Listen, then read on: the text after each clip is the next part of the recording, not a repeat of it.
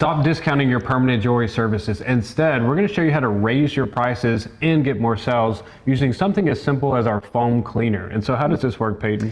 So it's a great add-on to have your clients do like once a month or maybe once every 2 weeks, but it's also great to do at a service that you can add on as well. So a jewelry cleaning service, or just a great thing to do at the end of an appointment.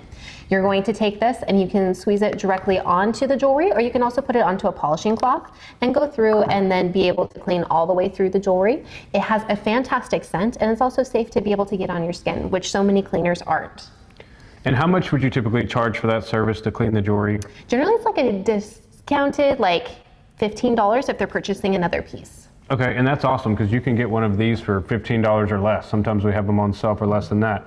And another way you could also, do what an offer instead of a discount is, you could say, hey, I'm going to give this to you for free. It's a $30 value, which is, or you can tell your customers whatever value.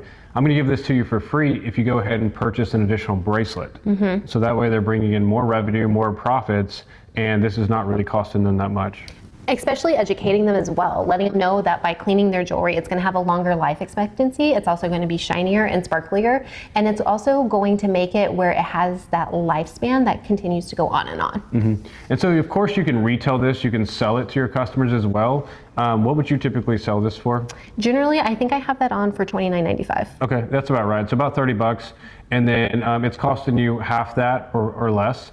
And so you could retail this, but doing it as a service, if you're charging $10 to $15 for a service of cleaning, then that's going to be obviously way more profitable, because then you just keep using this bottle over and over versus selling the bottle.